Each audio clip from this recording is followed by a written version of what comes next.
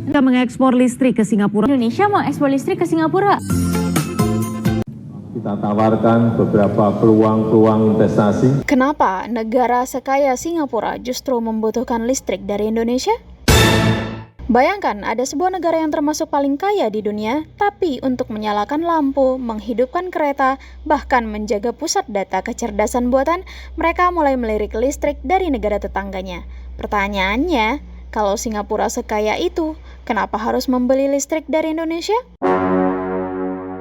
Kalau kita bicara soal Singapura, kebanyakan orang langsung membayangkan gedung pencakar langit, bandara terbaik dunia, pelabuhan tersibuk, dan teknologi yang serba canggih.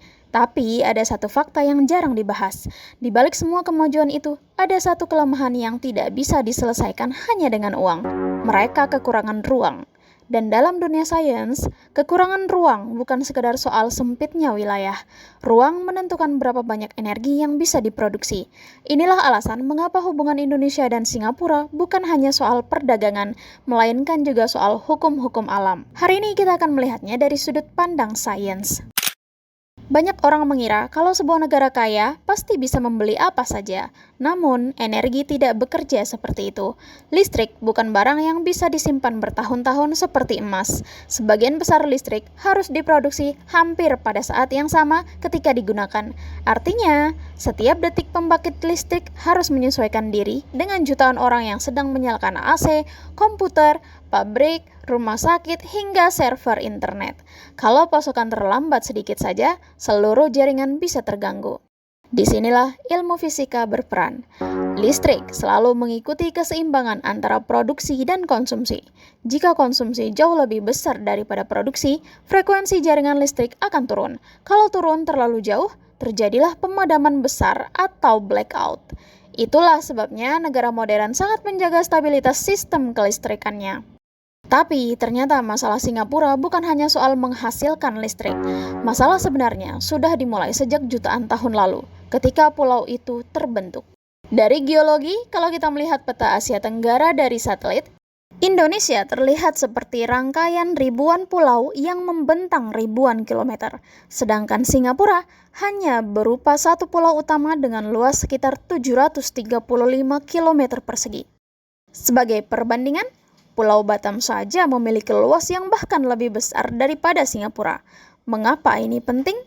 Karena dalam ilmu geografi fisik, luas wilayah menentukan banyak hal, mulai dari jumlah sungai, pegunungan, cadangan mineral, hingga lokasi yang cocok membangun pembangkit listrik. Semakin sempit wilayah, semakin sedikit pilihan sumber energi. Dan Singapura mengalami semua keterbatasan itu sekaligus. Sekarang kita masuk ke ilmu geologi. Indonesia berdiri tepat di atas pertemuan beberapa lempeng tektonik terbesar di dunia. Banyak orang menganggap ini hanya penyebab gempa dan gunung api. Padahal, tabrakan lempeng selama puluhan juta tahun juga menciptakan cadangan batu bara, minyak bumi, gas alam, hingga panas bumi yang sangat besar. Artinya, kekayaan energi Indonesia sebenarnya merupakan hasil proses geologi yang berlangsung jauh sebelum manusia ada. Sementara Singapura tidak mengalami proses pembentukan geologi seperti itu dalam skala yang sama. Akibatnya, cadangan energi alam mereka sangat terbatas.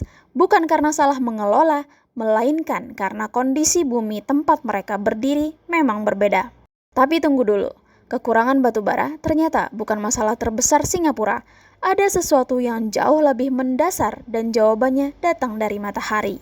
Mungkin ada yang berpikir, kalau begitu tinggal pasang panel surya saja. Secara teori, bisa. Namun, sains kembali menunjukkan tantangannya. Panel surya membutuhkan dua hal, sinar matahari dan lahan. Singapura memang berada di wilayah tropis sehingga menerima radiasi matahari yang cukup tinggi. Namun, luas lahannya sangat terbatas. Sebagian besar permukaannya sudah dipenuhi gedung, jalan, pelabuhan, kawasan industri, bandara, dan pemukiman. Artinya, mereka tidak memiliki banyak ruang kosong untuk membangun ladang panel surya berskala raksasa. Dalam dunia energi, luas lahan seringkali menjadi faktor pembatas utama. Sekarang, bandingkan dengan Indonesia. Indonesia memiliki jutaan hektar lahan yang berpotensi dimanfaatkan untuk pengembangan energi surya, tentu dengan mempertimbangkan aspek lingkungan, tata ruang, dan konservasi. Wilayah seperti Batam dan Kepulauan Riau memiliki posisi yang sangat strategis. Lokasinya dekat dengan Singapura, menerima paparan sinar matahari yang baik, dan memiliki ruang yang jauh lebih luas dibandingkan Singapura. Inilah mengapa banyak proyek energi surya skala besar direncanakan di kawasan tersebut. Kalau Indonesia punya ruang dan Singapura punya kebutuhan, apakah itu berarti listrik bisa langsung dikirim begitu saja? Ternyata jawabannya jauh lebih rumit daripada yang dibayangkan. Disinilah cerita mulai menjadi semakin menarik. Karena memiliki sumber energi saja ternyata belum cukup. Masalah berikutnya adalah bagaimana cara mengirim listrik melintasi lautan. Mengapa listrik tidak langsung habis di perjalanan? Bagaimana kabel bawah laut bisa membawa energi ratusan kilometer? Dan kenapa Batam menjadi lokasi yang sangat penting dalam proyek ini? Semua jawabannya akan kita bahas menggunakan ilmu fisika dan teknik elektro di part 2. Kalau video ini membuat kamu melihat hubungan Indonesia dan Singapura dari sudut pandang yang berbeda, jangan lupa tekan like, subscribe, dan aktifkan loncengnya. Karena di part 2, nanti kita akan membedah teknologi yang membuat listrik bisa menyeberangi laut. Sesuatu yang dulu terdengar mustahil, tetapi kini menjadi salah satu proyek energi paling ambisius di Asia Tenggara.